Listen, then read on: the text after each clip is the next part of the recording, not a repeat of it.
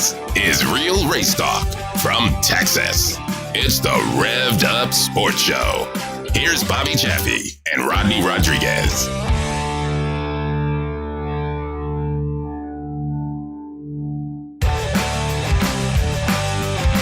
Revved Up Sports Show special holiday edition. Martin Luther King Jr. Day. Bobby Chaffee right here. Showtime in the house. Also across the way there, standing side by side there in the picture with us would be the Iceman, Rodney Rodriguez, up from Round Rock.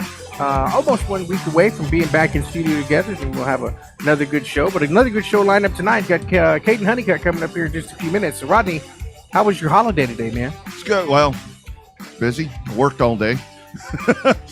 No days off, my friend. It was, I'll tell you, I think in my industry, I had people off and they were out doing things. So not really a time off, not really any time off over the weekend. So we're back at it once again. So I enjoyed that time in Mexico because that's probably the last relaxation that I'm going to have for a while. Hell, I worked the whole time I was there too. Chingao. You did, didn't you? Yeah, Chingao. no, you didn't even get to take a break. Yeah, well, that's okay. That's all right. That's what we do. But I love what you said right there with Caden Honeycutt coming up. And then Matthew Yates, who takes over at Boyd. And again, I mean, that's just that sounds like a really cool story right there. He raced there. He's a flagman there. Everything that he's done. I think that's good. That's really cool right there. And again, when we talk about with short track racing, it's like people that have been involved. I mean, they're the ones that are stuck doing it to keep it rolling. It's like it's once you get involved in some capacity, it's like you can't get away from it. We've seen people go from something as simple as taking pictures to be on an admin team to Yeah. being, next to race control and stuff. We've experienced ourselves coming in with different aspects of announcing, moving all the way up into admin roles with racing and series and race directing and series directing. We've seen a lot of it over the years, but it's good to see the connection stay there, right? I mean, obviously you can't have somebody come in and say, well, you don't know shit about racing, so you're not qualified to do it, although they'll probably end up telling him that, just like they tell every promoter when they get pissed off. But, Well, and you can't say he don't know what he's doing. Well, I think the whole thing is with that is people need to have a little leniency, have a little grace on people that step into roles and that they're willing to do them. Because the last time that I checked at racetracks, there's not people lined up out the door, ready to do whatever job that we're talking about. And for folks to step to the forefront, and that really what it is. That's really what it is. And we've talked about it a long time. I mean, with the announcing, I mean, it's like, okay. I mean, you got to get new blood in here. I mean, you got to get people in, and that's really the whole thing. And thank you, buddy, for checking in there. If you have a question about San Antonio Speedway, feel free to ask it. I'll tell you what I know, and Bobby will too. And don't be beating me up later, guys. Oh, and I do want to thank all of our friends that are going to catch us either live or later. I got my shirt on here because I got to coach a team here in a little bit. I'm going to get on a conference call with Jerry here as soon as we're done to tell him what we need to do. I want to thank all of you for already reaching out, offering condolences and all your funny ass jokes and all this stuff. You guys are hilarious. Man, I just love your sense of humor. I just love your sense of humor. You just wait, racers. The next time your ass does something stupid at the racetrack and I'm calling your race, your ass is mine. Anyway, Bobby, so Chili Bowl. Caden's coming on, but are they done yet? Is he going to be available to call? I think they finally got it in at like 1:00 Eastern time. So, man, they took the green flag at 1:00 Eastern time in the morning. So I don't think they got done to almost 2 because it was right at midnight when they wrapped it up here. So yeah. And again, I know that's part of the appeal with that. And people were blowing me up. It's like, well, it's like this every year. I'm like, I know it's like this every year. I watch it every year or try to. And, I totally get it. I mean, I will say, I stayed up and watched it and it was great. And I will say, when folks want to talk about us on asphalt, follow the leader and all that, that first 30 laps was follow the leader. It was close. But, I preferred to watch the Wild West Shootout. Now, that was some racing right there. That was the Wild West Shootout delivered every single night in the whole program. When you had Kyle Larson and Bobby Pierce get together with a lap car flips over a couple of nights ago. Bobby Pierce was the big winner the other night. with 25K winning there. But Vado, while I haven't been to the Speedway itself, I've been past it when I went to El Paso for a football game. Yeah. Like it's literally right in between Las Cruces and El Paso. It's a combination of the two tracks that used to be there. It's right in the middle of the half mile and the quarter mile. And it's a show palace, man. It's a beautiful facility. Surprised that they don't get more publication than what they deserve with it being such a nice facility. Yeah, those folks, they got after it, and that race last night. I mean, the sliders and all of that, and I saw there was a lot of conversation about with the Kyle Larson and Christopher Bell, and I know folks are on the record there in Tulsa about them not being there, and that's great. We don't need them, whatever. And great. I mean, I don't give a damn if they show up or not. But that race delivered. I mean, if you go back and you watch all those sliders right there at the end of that, with Pierce winning over Larson, and Mike Marlar was right there. I mean, Jonathan Davenport ends up sixth. Our man Garrett Alberson, how about that? I mean, he was on this show a while back, and there's that curse once again about the Revved Up curse. And again, he's been phenomenal, but hell of a fifth place run right there for Alberson. That was really, really good. He'd been running top five all week over there, and also got a couple of draws for the pole. Had back-to-back pole nights there in the Wild West Shootout, so that was a lot of fun too. Looking forward to seeing the next round. I guess it's the the Winter Nationals is coming up in Arizona with Chris Morris and some of our local guys going that far out. Yeah. So absolutely. I mean, that was tremendous for that run right there. And again, you know, the Chili Bowl, not saying that it lacked any excitement. I mean, because it did. And I mean, very scary stuff that we saw right there. And that's where guys tighten your stuff up. And I mean, the cam lock thing, I mean, that's part of what it is. Quickly back to the question there from Buddy. Is it really going to happen? Probably not. I would not suspect that's going to happen. I hope that I am proven wrong, and that's great. If I am proven wrong, maybe I'll do the Aaron Hogan, Bobby. Aaron Hogan, our man over at the Horn, he said that if the Cowboys ever won the Super Bowl with Jerry Jones as the GM, that he would walk to Dallas. Maybe if SA Speedway opens up again in that location, racing oval track racing, maybe I'll walk there from Round Rock. Maybe. From Round Rock. Well, we'll see. I mean, it's still got an uphill battle. We don't want to just totally shit on the idea, but it's got a long way to go before it gets there. So no, and that's in the timeline that they've announced. Do we think it'll get done in the timeline they've announced? I don't think so. Well, that's a lot of work in a short period of time. I can tell you on the dragway, the people that are back there aren't going anywhere, because I have it on some decent knowledge that the folks that are there are going to be there in place for a while, and that's great. And that's part of the here's the real shitter on this, guys, and this is you all local guys, ladies, you should know this. They're for some reason finally out there along that south part of San Antonio, along Highway 16, heading towards Poteet. There's finally residential building that's happening out there, which surprises me because it always smelled like shit out there. You remember that? We're down there by the pig farm, and then over by the flea market. Yeah, it always stunk. There's residential stuff that's coming in there, and you guys know. I mean, you guys know single family housing and all of that. That is the downfall. That is the downfall of any opportunity. I don't care if it's drag racing or whatever. I mean, I saw something today to where it seems like more the push is to the drag racing. Maybe they turn now here's what I think could happen. Maybe if you can sustain that property right there where the oval is. I mean, maybe that turns into a drag strip. I mean, imagine flattening that shit out. But maybe that happens. That's going to happen before the oval opens up. And I'm not, and we're not crapping on those people doing that. It's highly, it's going to be hard. It's going to be hard. That's the bottom line. Yeah, it's got a really big uphill battle before that comes to fruition for sure. Yeah. So we'll see. I mean, and you know, like we've talked about here the last couple of weeks. I mean, we are the biggest proponents of it happening, and Lord knows if it happens and we can be a part of whatever is going on right there, we would love to help and be a part of that.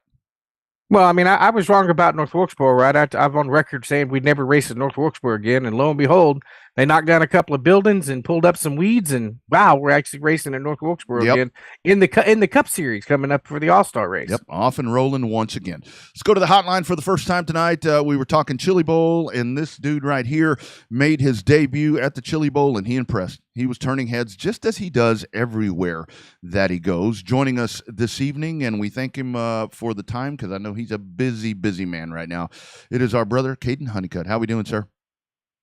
Good, man. How about yourself? Man, we're doing well. We're doing well. Thanks for taking the time. So Caden, kind of break it all down. I mean, just the whole experience of that, being in those pits and with everything that happens right there. You've done the snowball. You've done all of this stuff. But this on the dirt side, this is the dirt track snowball, man. How was that experience? Man, honestly, people need to put it on their bucket list because that was the most fun week I've had in a very long time of experiencing racing every night, experiencing racing everybody in the pit. Mm-hmm. And it was just awesome. I had such a fun time. I learned a lot just from watching people race going before my prelim night on Wednesday. Everything went just about as smooth as it can go. Not really normal as what I've heard over the past couple of years. So, man, I really appreciate the opportunity from Cody Jett and AMS Roofing and Cook Electric, Jack Concrete Works for the opportunity to go and do that. And I'd like to definitely say that I will be back there in something again for next year for sure. And I'll do that as much as I possibly can. No doubt. So, Caden, does that tie in more with the dirt late model stuff? I mean, obviously the power to weight ratio of one of those midgets is probably unlike any vehicle you've driven before. But were you able to transfer anything from your dirt racing stuff over to the midget when you're running there in that itty bitty little racetrack inside the Tulsa Expo Center? Well, no, really, to be honest, no. Other than just the fact that I've driven dirt and I know what dirt does and I know the characteristics of what a track's supposed to do, but I've never driven anything like Tulsa. I've never driven anything like a midget. It is completely different. I can tell you in a matter of seconds that midget will turn you into a man on how to race. That's for sure. Just the power to weight ratio and everything on how that works is just so fine tuned and so. Now I understand on why midget guys that came up through the ranks and now are NASCAR today is because they know how to drive a dang race car. And now I understand on how that works. And yeah, like I said, I'd like to definitely do some midget stuff here and there because that teaches you a lot about car control and just how to flat out race, man. That is just an amazing car, and that's why I will do that every year that I possibly can. Mm-hmm. Yeah, balls to the wall is really the only way to put that. I mean, whether that's PC or not. So let's talk about Saturday. I mean, the Saturday experience for you. I mean, you were so close. I mean, during that B main, I mean, I'm watching you right there. It looked like at one point that you were in the transfer spot or right on the cusp of that. But the pressure building up to that, I think that's something that folks have no idea that you guys deal with to be that close. And then you go into this B main and it's like, okay, I have X amount of laps to try to transfer in. Walk us through that final race that you ran that night. Man, that was definitely an awesome race, even though it was just the C main net. And people have said to me numerous times, honestly, I didn't really believe them on how great of an accomplishment that is for your first time. And honestly, yeah. I know I could have done a lot better than that in a lot better situations. And just knowing that, I'm definitely looking forward for the next year to come back and do that. But man, that was awesome stuff. The track did a great job running the show. Just, man, everybody did a great job on their side on making sure that we got everything in the best racetrack that we could get. Dealing with their things they had go on with the city on Thursday, and it lasted the rest of the week. Just the lack of water and it put the track really in a bad situation. But they did a good job on fixing it. And just I was close. I was one spot out of a transfer. I made one mistake and 3 cars got by me. That tells you how important those cars are to make sure you don't make any mistakes. But yeah, like I said, I learned a whole lot. I learned a whole lot about myself, and I learned a lot about wanting to come back and doing that again and showing people that I can drive anything that's got 4 wheels and 2 pedals and a steering wheel, and just shows everybody that I want to do this for a living. And I think I proved a good point by doing that, and hopefully it sparked a little bit more in people's eyes that this is something I really want to do. Mm-hmm. Well, I think it changes the realm of the way people look, right? I mean, obviously you've won everything you've got in from asphalt stuff to the dirt factory stocks, dirt late models. Now you've got some really good runs with the midgets. In terms of how the evolution of the actual yourself as a race car driver, you keep moving on up, doing different things. You're running well in the truck series. You're running well in your local racing stuff. Over the course of the last 5 years, how have you had to change your mentality to adjust with all of this new success that you're having moving up the ranks? Well, man, honestly, I set really high. I won't lie. I sent really high expectations for myself every time that I'm at a racetrack. So that's kind of what I try to thrive for, and then some. I don't expect anything else from myself on other than just winning races and really doing well. And no matter what situation, experience, equipment, it doesn't matter. Just you got to figure out how to make it happen. Just because that's the situation I'm in with, not just having money.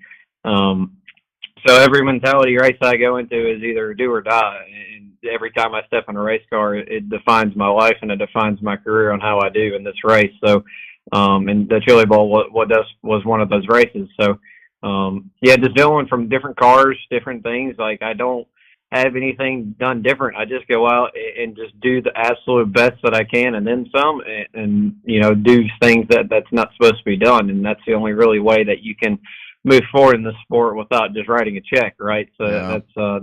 That's just how it works, and that's why I have the mentality that I do. Yeah. Yeah, and I got to tell you, I was impressed with the flow coverage there. They were talking about you and talking you up, and what a great, impressive run you were having. So they definitely had done their homework there, and I'm glad they did, because I've said it so many times, dude. If I was going to have a race team where I had millions of dollars, you'd be the guy that I would hire at this point. So I would love your thoughts before we talk about what's next for you coming out of Chili Bowl.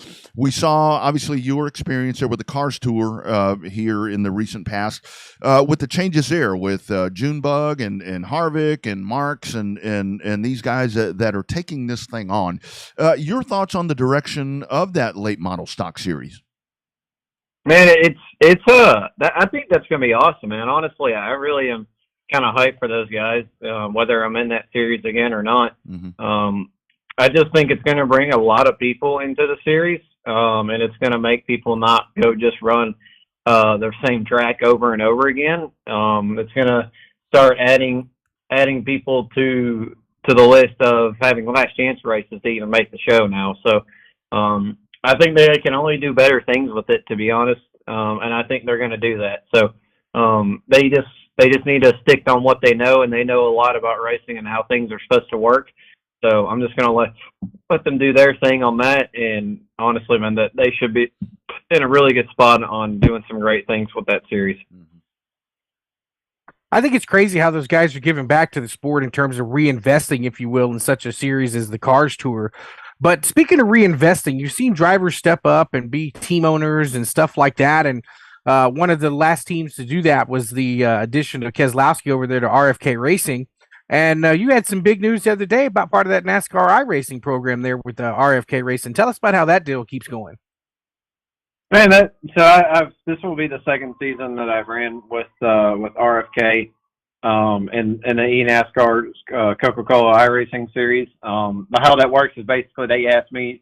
There's a certain amount of teams, some different mix of Cup teams that go and ask drivers that have made it into the series, and there's 40 other guys if they want to drive their program and represent their company. And that's what I want to do. I want to represent a Cup team, and I don't think there's a better Cup team right now than RFK and the iRacing series. So that's why I decided to re-sign with them and tried to have some sort of Ford and Cup connection, as you will, to kind of throw that out there on I can drive in any platform, whether it's virtual, real life, dirt, it doesn't matter, man. It just whether I have to do to find a connection to find a ride and make a career out of it. That's kind of why I chose that route. Yeah.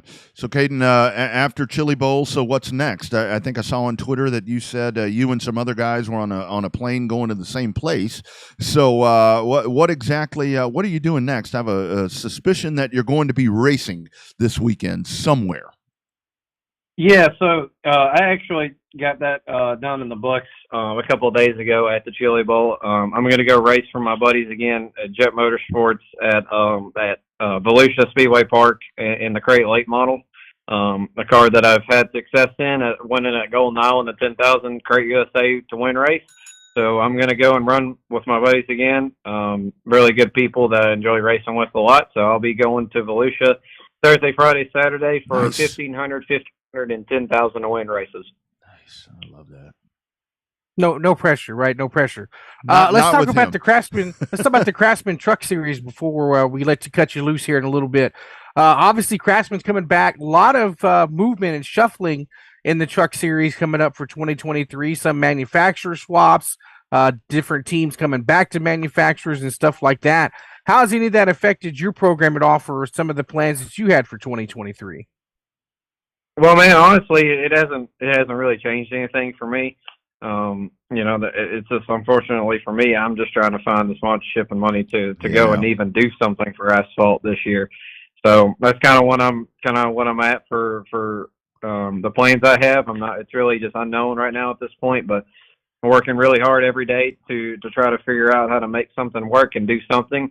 So yeah, I just nothing really has affected me on that side. It's just everything's kind of been the same on, sponsorship is just a lack on my part, and that's just kind of where I'm at with it. And every day we're working on trying to find something and be able to have a spot in for either the truck or Xfinity Series for this year. So yes, it's an everyday process for me, and I promise you, I've been working sleepless days and nights just try to figure something out and do something. So that's kind of what I'm doing, and hopefully it works out soon. Yeah, somebody needs to latch on. I promise you that. So speaking of that, I mean, now we've got SRL and with National Touring Series and all of that, the World Series is coming up. What are the chances that we get to see you back in those sweet super late models, jumping out there and putting it on them in either of the series or any place, any one of these racetracks? Man, if an opportunity of a super late model ever comes up with anybody, I'm certainly going to take the chance and go and do it.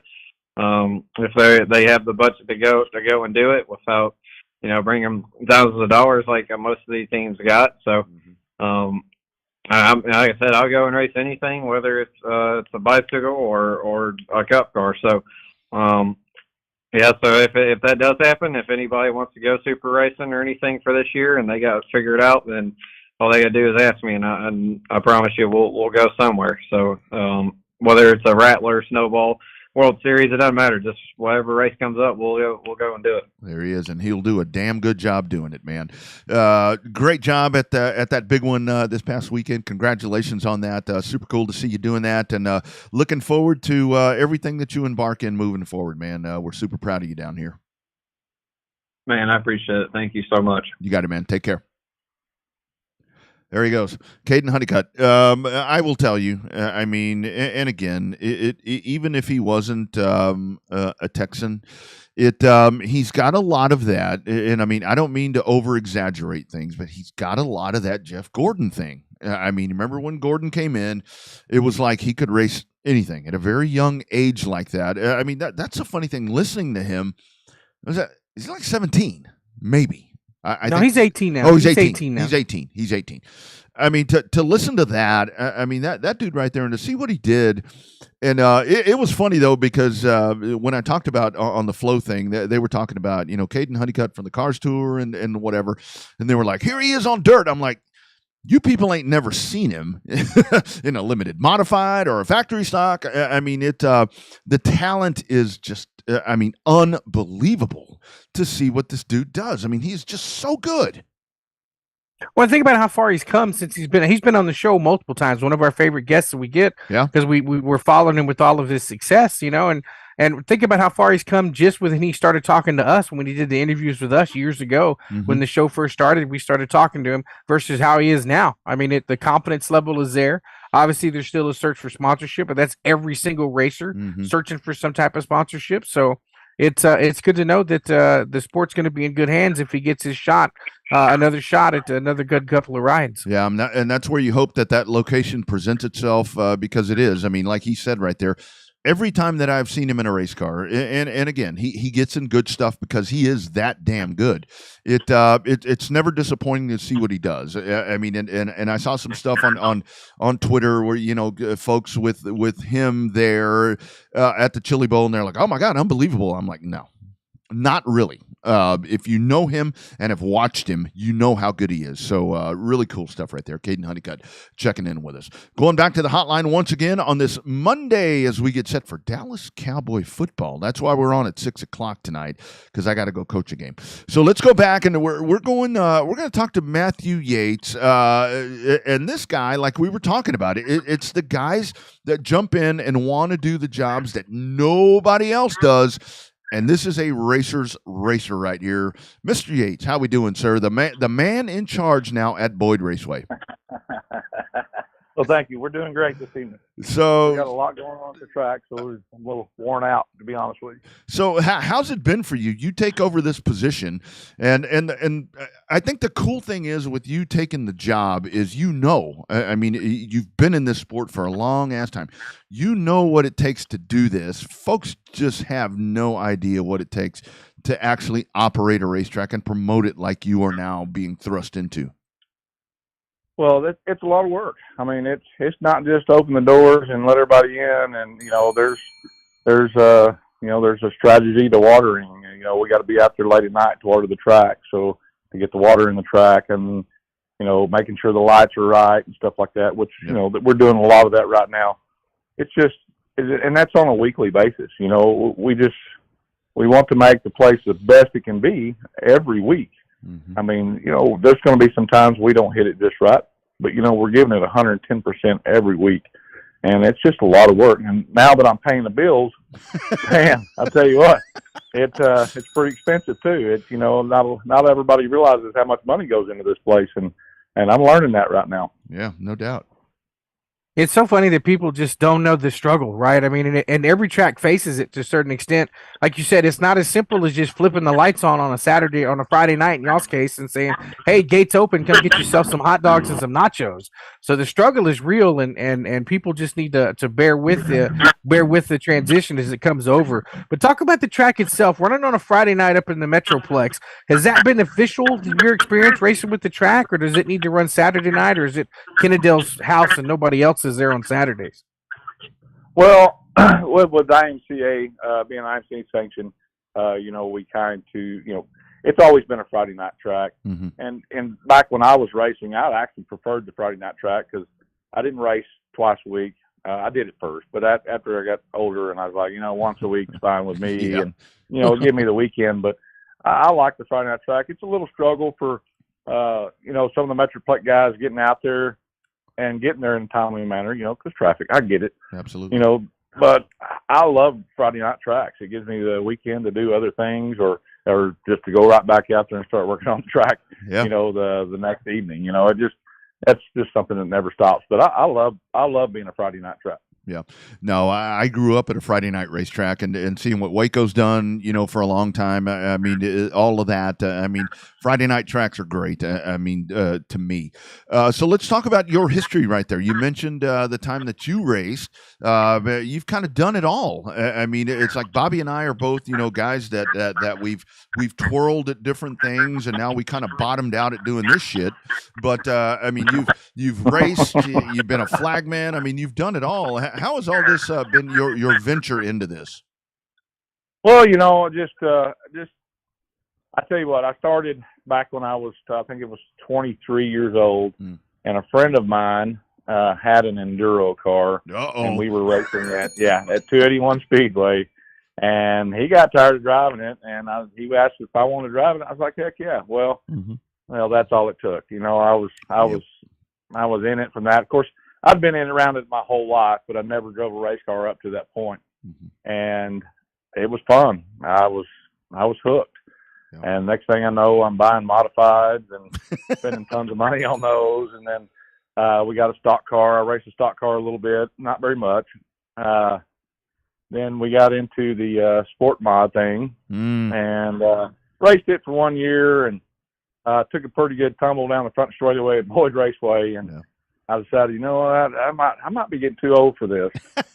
and not only that, a real good friend of mine, Danny Merrill, that runs the TSS Sprint Series, talked me into climbing into his car, actually at time climbing into another gentleman's car. Oh man, I'll tell you what, that was an experience in itself. It was actually a lot of fun, got a sprint car, but I bet. Man, I just tell you what, I just don't have the expenses to run one of those. They're on a weekly basis. Yeah, no doubt. But no, I started working at Boyd as a flagman, or actually just started working out there helping. Ended up becoming a flagman out. I've been an official ever since then, and just racing and being an official out there, racing at other tracks and being an official at Boyd Raceway. Mm-hmm. Just I got to know a lot of people, and Richard came in about 4 years ago, and I've been out there helping him the last 4 years, and he decided he wanted to step away, and I asked him, I said, what do you think about me doing it? Nice. And of course his first response was, I love it. I can still come help you. Oh, that's awesome. So we love having Richard there, man. Richard's an icon of racing, and I wouldn't have it any other way. I love him being there. The man has so much wisdom as far as dirt track racing go, and I love him being there. You know, if I do something stupid, he tells me. You know, he said, I would do that if I was you. So yeah, no, I totally get it. Yeah. That's what it takes, is always having somebody say, I wouldn't do it, and then you decided to do it anyway. That's how we started with this show. Yeah, pretty much. But there's a funny story you say that, because we have a John Deere tractor out there, and it's got a big glass door on it, to climb in and out of it. And no hell. He's always told me, don't ride around the track with that door open. And I told him, okay, you know, I just ignored him, and I'd go on about, you know, the air conditioning didn't work in it, so it got hot in there. You open the door up, cool off. Well, I'm out there working the track, and I'm going across the front straightaway, and that door just nicks the concrete wall, and that thing shatters. Glass everywhere, and you know, I'm mad. I'm cussing. I get out. There's glass all over the racetrack. So I run down to the shop. On my way to the shop, all I could hear in my mind was Richard saying, "I told you should have shut that door." But yeah, he's great to have out there, man. Wouldn't have it any other way. That's awesome. So Matthew, the next question is in terms of the IMCA sanction, right? We've seen some folks love it, some folks hate it. We've talked to the promoters that like it because of the fact that at the end of the day, if there's a question that comes up, you make that phone call to IMCA, you let IMCA make that final call. Some people that call pisses off, some people that call makes happy. As the promoter, is that something that you look for, being the IMCA sanctioned track? Yeah, I mean, being a sanctioned body track like that, and having somebody back you up, you know, on the decision you make. Of course, you know, a right decision. Right. But you know, having somebody back you up on a good decision that you made, and then backing you up saying, you know, Mr. Yates, you're right, you know, and we'll take care of it from there. And then that way it's out of my hand at that point, you know, and IMCA can, you know, if there's punishments that be involved and whatnot, They can make those punishments for them, you know, and then it's in IMCA's hands like that. So that's what you know, the cost of racing, you know, has gotten out of hand, you know, and in my opinion, IMCA was originally established for keeping the cost of racing down. Yeah. And the last few years, you know, racing is just, you know, I'm a racer, so I know the last few years racing has gotten out of hand, and you know, guys are spending tons of money on shocks, even, you know, and it's just, good Lord. So, in my opinion, I'd say is kind of keeping it down, and then some of these outlaw classes are just making it real expensive for, you know, a low budget racer can't get in a modified, you know. Yeah. And that's what I used to be. I was a low budget racer. Now I wasn't winning every weekend or anything like that, but I was in the top 5. And you know, I couldn't even compete with it right now. It's just out of my league. That's why I quit racing. Yeah, no, it's way out of control, and that's you know, the thing right there with that sanctioning. I think that's something that is really imperative. So I do want to ask you, kind of back to the Friday night thing.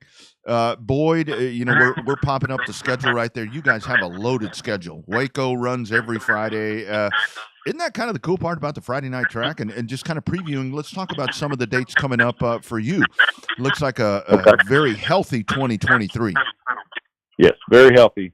We have a lot going on, not just series coming in, classes coming in. Actually, we're going to be changing up the schedule a little bit more. These junior limiteds that are coming in, and there seems to be a lot of people having them. So we are trying to adjust our schedule.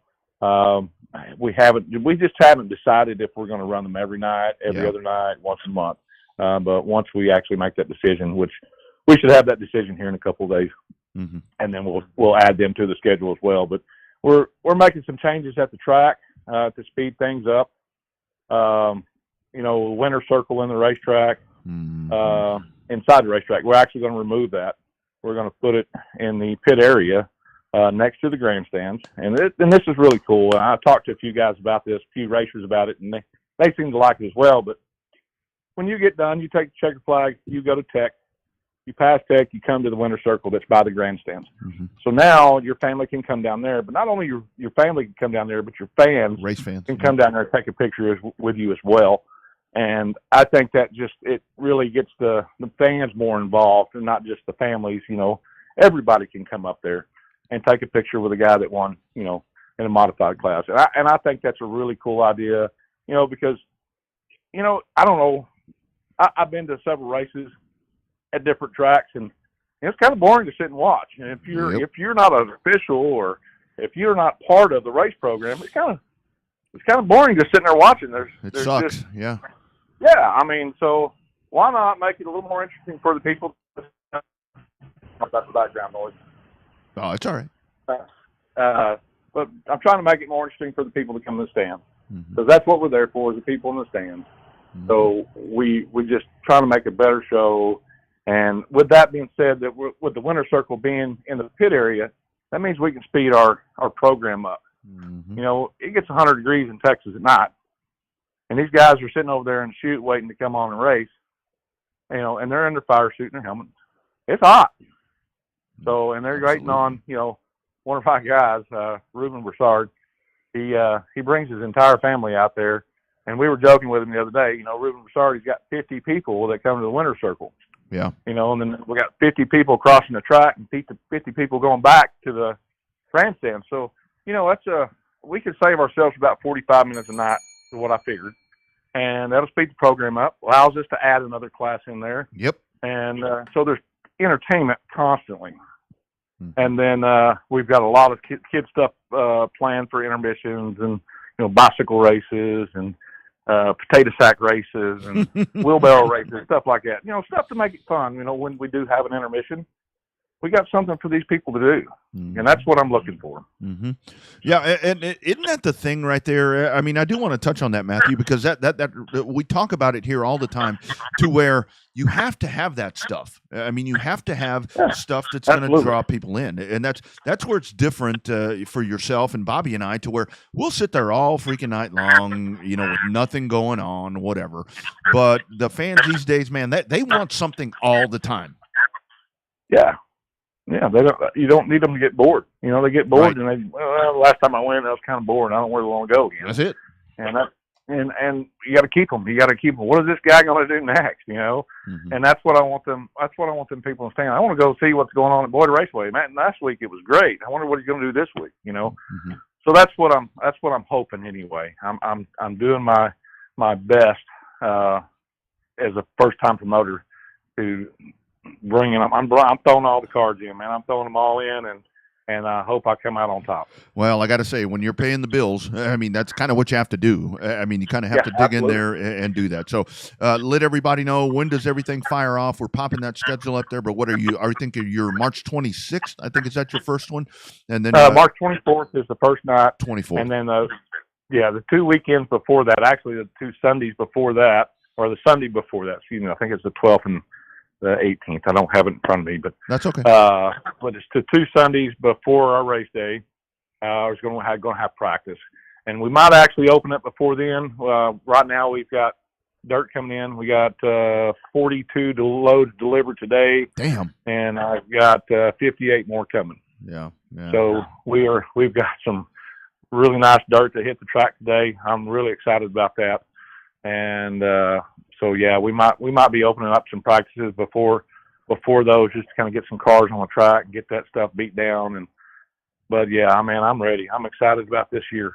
Dude, super excited. We're going to have to get up there and go check you out. I've always said when it comes to track prep, the best dirt track operator is part farmer, because you got to learn that stuff. You got to learn the dirt and how to make that happen. But absolutely, congratulations, and thank you for taking that on. You said, "Hey, I want to do it." I mean, that's pretty cool. Good luck moving forward in 2023. Anytime you've got something you want to talk about, reach out to us. We'll do it right here on this program. Awesome. Thank you, sir. Appreciate your time. You bet, man. Take care. There he goes, Matthew Yates. You bet. Boyd Raceway, and that's again the Friday night track, dude. That Fridays, and it's weird now because something he was talking about right there with a Friday night racetrack. It sometimes to me it does seem like Friday nights may be easier because you can kind of circle your Friday evening around the races, to where Saturday you got all damn day where you can go mess around and do whatever the hell you're going to do, and maybe not make it to the racetrack, or maybe not watch a stream or whatever the thing is. Again, that's just another great Friday night racetrack. This one up in North Texas. Yeah, it's definitely been a staple up there in North Texas. It's a hell of a racy little joint. I mean, the fact they're bringing in more dirt is nothing but positive, good news for that racetrack. So a lot of our friends up at Generation Race Cars have some good success up at Boyd Raceway, and the guys at CRS had some really good runs up there last year. So it's nice when you see any successful racetrack, but especially in our partners' backyards in terms of that. And like they said, Kennedale, some of the guys have the money to run double nights, Friday night, Saturday night. But like you said, if you got young kids or younger kids, that once football, the only problem is we didn't get a chance to ask them about what happens when football season runs on. Now that could be a challenge for them for sure when football season starts, but I think their schedule ends soon enough to where that's not necessarily a problem. Old school, like we used to do around here, man.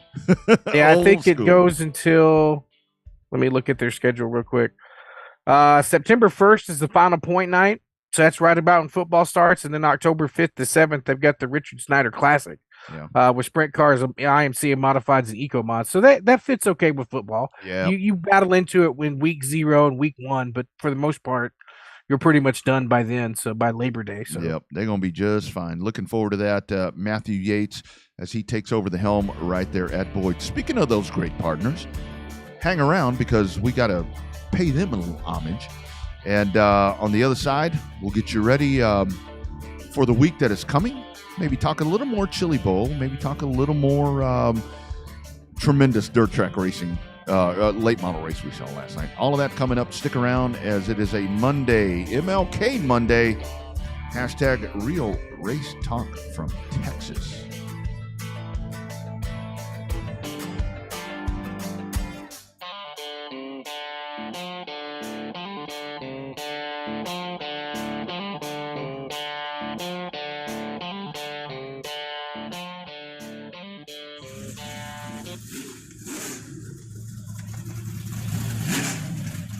Have you heard about the latest and greatest technology being built around the DFW area? Generation Race Cars and JL Racing, located in Springtown, Texas, are now offering top-of-the-line, state-of-the-art Southern Sport mods and limited modifieds. Generation Race Cars and JL Racing can provide new cars, turnkey, complete bodies, shock revalving, and chassis updates, along with providing trackside setup guidance and a whole lot more. If you're looking at competing at a whole new level, call 817-528-2947 and ask for Justin today. You can contact them through the JL Racing Facebook page to learn more about Generation Race Cars.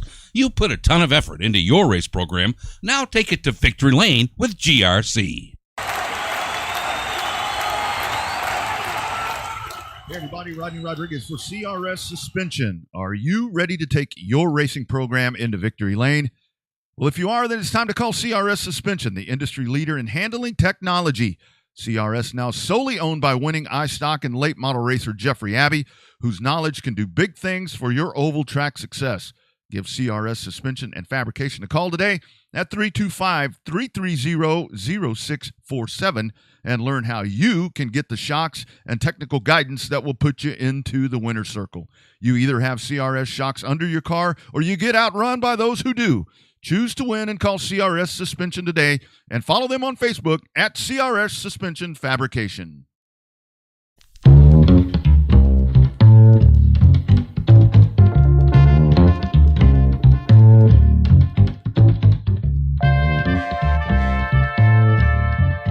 Great conversations here on your Monday as Caden Honeycutt checking in after a great debut at the Chili Bowl.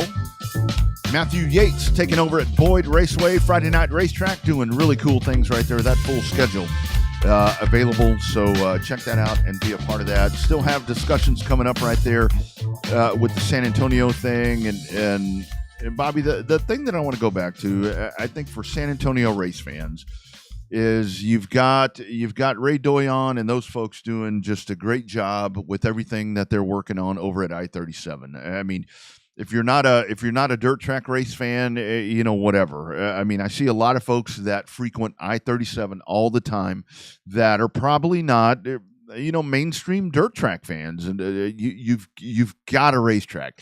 Is it in San Antonio? No.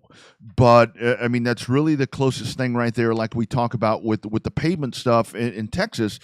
It's like, we were having a very animated discussion today on Lone Star Speed Zone, LoneStarSpeedZone.com, at Lone Star Speed Zone on Twitter, about, well, why don't we build a track here or build a track there when it comes to pavement? It's like, well, you guys, you have a pavement track. Focus in on that. I think that's something that really people need to hone into that now that we are into 2023. Well, I think you need to take advantage of every racetrack that you have in front of you, whether it be dirt, whether it be asphalt. Obviously, if you got an asphalt car, you want Houston to be as successful as possible so that you have somewhere to race your race car. If you're not wanting to race your race car, then sell the damn thing. Quit looking at it and staring at it. Sell it to somebody that, now that there's a class that a lot of these cars can fit in, if you don't want to race it, guess what? Now's a chance to sell it. Sell that thing to somebody that wants to go racing in it. If not, support that racetrack. At least keep up with it enough to know, how valuable your car is or isn't. That's in terms of the asphalt stuff. In terms of the dirt stuff, yeah, it's not very close to Pleasanton, to downtown San Antonio, the outskirts of San Antonio. But you know what? That's the closest racetrack to San Antonio. Yeah, the people were clamoring for a racetrack. Boom, it's right there. It's there. I mean, and that's the whole thing. And the beauty of that is, let's say that you are going to be an I-37. Let's say that you have a car that you can race at I-37. Beautiful thing about it is you go, further down, go to the race ranch, go a little bit further to the other side and go to Texana. I mean, all of that is there. So, I mean, I really don't think that we need to have these long, broad discussions about, well, what if this and with the pavement thing. I mean, with SAS, I mean, Nick was on here and Nick Holt laid it all out. I mean, just as clear as a bell, to where when the place was built, I mean, you just think about the way the place was built. It was 26 folks that got into a co-op at the time that wanted to build a racetrack. They found a patch of land. They found an oil field. They built a racetrack out there because they were pissed off at Ricky Ware for what he was doing at the other place. And they wanted to be renegades. You had to know that it was going to be, as times have changed right now, to where it's going to be really hard to make the place work. And I wouldn't put a lot of eggs in that basket. And it another track showing up, great. I mean, yeah, I'd love it. But part of that discussion, Bobby, and you can totally relate to this. I'm sure you probably, I got to help you with that Lone Star Speed Zone thing. I forgot. Sorry, I'll work on that. But part of the thing that we were talking about today, or that I mentioned and a couple of other people mentioned, when it comes to building brand new racetracks, and in particular asphalt racetracks, it's ROI, return on investment. And I don't know a lot of these, homegrown racetracks that have a lot of ROI. I mean, it's more like Matthew Yates was just talking about. He's paying for this out of his pocket. Well, it's not so much as ROI as much as it is LYA, lose your ass. I mean, that's the one thing that it ends up being. It is. The only thing you'd like to do is try to at least break even, right? You got to have the money coming in to sustain the business, but a lot of racetracks operate as they don't lose money or don't lose a whole hell of a lot of money. So that's been the challenge for every racetrack, and it's been that way forever. This isn't anything new. I mean, it's racing's always been about money. It just costs a hell of a lot more with insurance and stuff like that to get the stuff rolling here. So that's why you got to come in and thank a promoter. Don't be mad at the promoter. Don't try to badmouth them on social media. We're back on that kick again, because that's the kick that needs to be kicked all the time, is that you don't need to badmouth the promoter. Generally, almost 99% of them, if you call them a day or two later, discuss it, you guys will work out your problems and more than likely have a beer together at the next racing event. And that's a great point. I mean, everybody has this in their hand and cannot put it down. Make that phone call. Don't hurt your clientele moving forward. I mean, because really with Facebook and all of that, and Art checks in on YouTube and he's talking about it's hard to believe, as big as Texas is, that we only have one pavement track. And the whole thing is, Art, I don't know, and pardon me that if you already know this, but I mean, the thing is, we did at one point, you had a racetrack in the Austin area. Twice you had a racetrack in the Austin area. You've had multiple racetracks in the San Antonio area. You had Corpus Christi, which to me, if I was going to build one, I've said it a long time, that's where I'd build it. And then you had Altus, Oklahoma, which kind of capped it off. There was never a DFW racetrack, but to me, always was dirt up in the Metroplex. Right. Altus was kind of the one, although I saw some renderings or live or actual photographs of the TMS dirt track, and I see stuff happening right there. I'm like, okay, easiest remedy, pave that thing. but we get back to the same thing, to where it's like, I mean, for me, it's 188 miles for me to go to TMS. And I mean, yes, I'd go do it to announce if they said we're paving the track, and yes, Rodney, Bobby, come be our full-time announcers. We're going to race twice a month. I would do that as much as possible in that role. But I mean, to get over there, and tow trailers and do all of that, I mean, that's really hard. And something we were talking about today when the COTA thing came up. I mean, yes, COTA has Bobby, we've envisioned the spots to build a half-mile racetrack or whatever out there at COTA. But here's the other thing. Somebody was talking about, well, the allure of Austin. The people want to go to Austin. Yes, Formula One fans and NASCAR fans want to go to Austin. Short track fans don't give a shit about any of that stuff. I mean, they want to avoid 35. They want to avoid I-30 or 130, whatever. I mean, it's not the place to do it. No, I don't think out there at COTA is the right place. I mean, you could have a Central Mexico, because once you put it out there, everybody's going to piss and moan about having to take the toll road to the racetrack. Mm-hmm. That's the next thing that you'll hear them say. People already complain about it enough during the NASCAR races. I had to get on the toll road to come out here. So I think the part is, and of course, you got to get on a toll road to get to TMS if you want to avoid the traffic too, but that's another story. But in terms of trying to build a place, everybody wants to come to Austin. You got to foreshadow. The life expectancy of a racetrack is really tiny. Thunder Hill was doing really good in CTS. It was the lifespan of about 20 years. And that's about the expected, because sure enough, if you want to find a place where people are going to want to put a damn housing complex, build yourself a racetrack, and somehow, lo and behold, they'll find a way to build houses right next door. Yeah, and that's a thing right there. I mean, those land values exceed, the worthiness of having a racetrack. And I mean, there with CTS and Kyle. I mean, you go out there right now, and I mean, you see what's going on right there, Bobby. That's right in your backyard. I mean, if you didn't know the place, 4 of them, 4 gigantic industrial distribution centers built right on top of the racetrack. Right, and that's the whole thing. If you didn't know that racetrack was there, you'd go and look at that, and you'd have no clue. I mean, because they went in and took care of that. And Vince Loudon checking in. Of course, that's another one of our great friends right there. He's actually on the Facebook feed and talking about the race that we saw at Vado and the Chili Bowl. Yes, that is exactly what races should be. When you look at the whole thing with when you're having B's and C's and all of that, I will say for the Chili Bowl. And this is not to be meant in a bad. All of these J Mains and all that other shit that they were doing, do that on Friday. I mean, I think the Saturday program, I would probably think different if I was there, if I was actually within the experience. That I wouldn't mind the length of the program. But I mean, I used to folks used to tell me at Kyle that in various in both versions, in the Thunderhill time and the CTS thing, that we kind of screwed around too much, and it was like, okay, we don't want to hear you talking. We want to see some racing, and that's kind of what I would hope would happen right there. Maybe if it got off of MAV onto ESPN or something, maybe that would change that. But I mean, I think that one just needs to be trimmed down just a little bit, because to me that was a long night.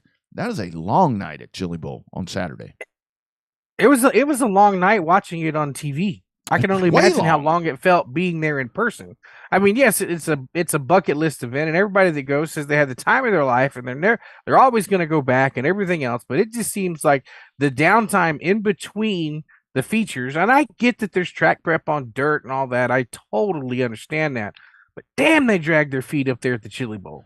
I mean, they really did. I mean, it's like it's just on and on and on. I'm like, okay, and I mean, I totally get about, you want to, and that's where, we've talked about it so many different times on here to where, and here is where the Chili Bowl is different, because it caters to the dirt track racing fan.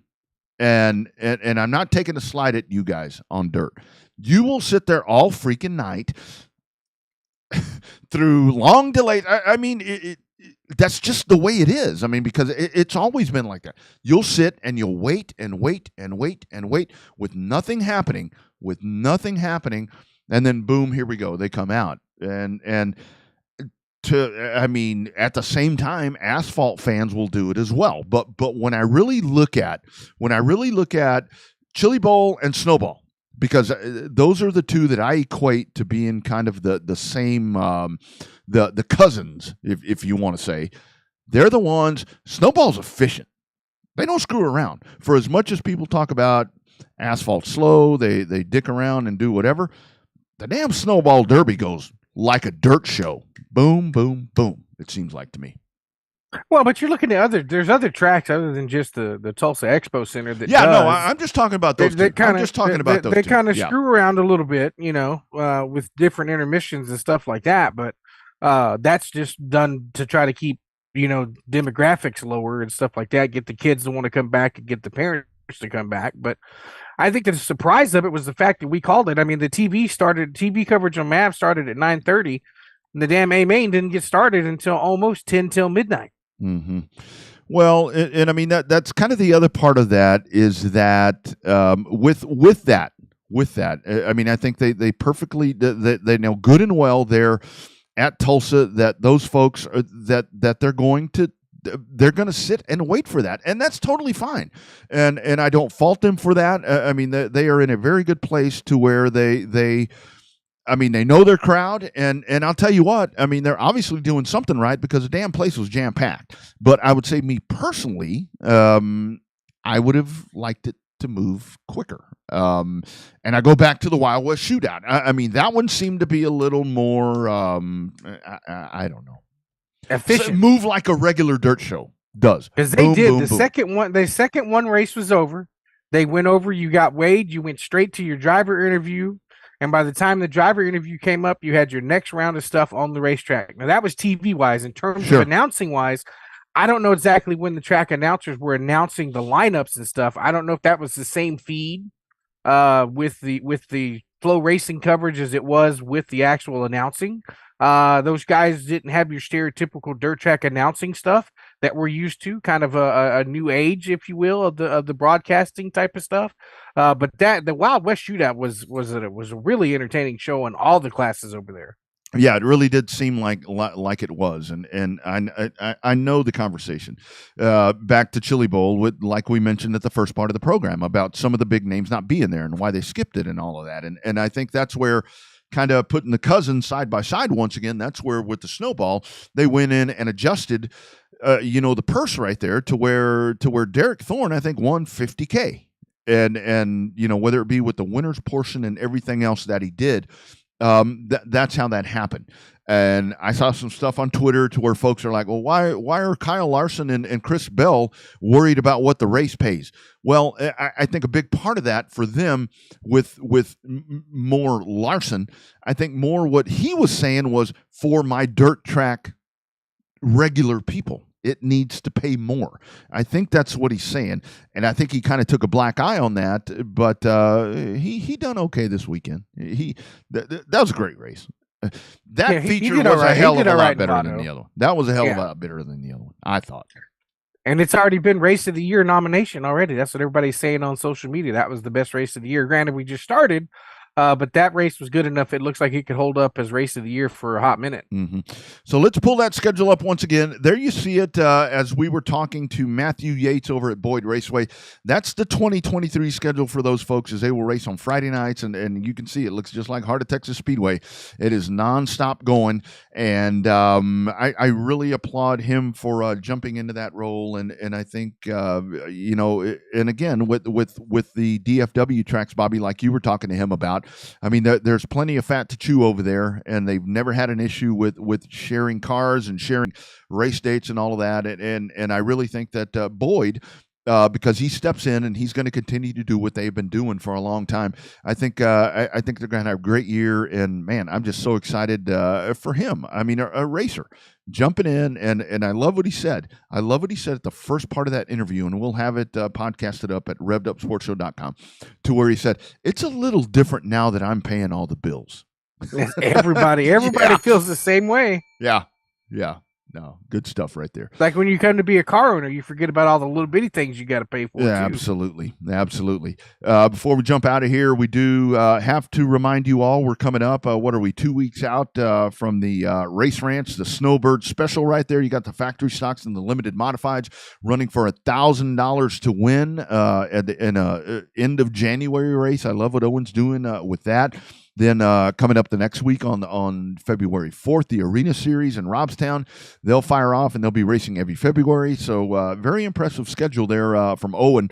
And I heard him talking about on the Race On podcast that he's kind of wanting to move that clash up into March to maybe kind of finalize all of this, with the Winter Series at Texana. So Owen, once again, doing what he does well, and that's just kicking ass with stuff like this. Yeah, I love all the off-season. Well, I guess that you really can't call it off-season races anymore because it's basically your main season's not on, but definitely got an off-season. I like this Winterbird deal that I would not expect that to be the only one, depending on how successful it may be. Because the money's due at a racetrack all year long. It's not like you end up that you only have to pay rent and pay the lease on it when you have racing on it. That money's due all year long. Hell of a lot more than turning the lights on, just like Matthew was talking about. And Art, yes, Winchester Speedway, I mean, up north, I mean, that's kind of a benchmark right there. When you look at on the asphalt side, what folks have done up at Oxford and Winchester and all these different places, even everywhere across both sides of the country. I mean, with Florida, with everything that they've done, and over even on the left coast, that's really great pavement racetracks. Just for some reason, we just haven't been able to sustain in Texas. We've had really good periods to where it's worked out. We've kind of flattened out right now. We have one that's hopefully going to be the driving force, and maybe that'll be the thing. And like we said, I know we've had lots of San Antonio discussion, but I really don't think that we need to put a lot of hope in that. I think we just need to go out and take care of the one that we have right now. Yeah, definitely. As long as the racetracks are active where you're at, that's the ones you need to support. And then if the other ones come to fruition where they actually come out and say, hey, we need volunteers on this particular day for this and that and clean up and all that, then by all means, go help them too so they can open up the racetrack near you. Yeah, do whatever it takes. All right, guys, I got to go coach a football game. I'm either going to be a happy man or, as I posted a year ago, I was brokenhearted. I sure as hell hope that doesn't happen again. But it's coming up. Enjoy that Monday Night Football. Robert, your week, my man. How's she looking? Right now it's kind of wide open all week. Got a few little things to tend to, but I got a lot of stuff done today with the holiday, and so we'll see how that shakes out. Up until this weekend, looks like we got another Saturday show because the men's hoop is going to be at night, so it looks like we'll be back at 11 a.m. there on the Horn. That's right. It's coming up, hornfm.com. He's Bobby. I'm Rodney. We're gone. Thank you all for checking in. Enjoy that game. Go Cowboys. We're back next Monday right here with hashtag Real Race Talk.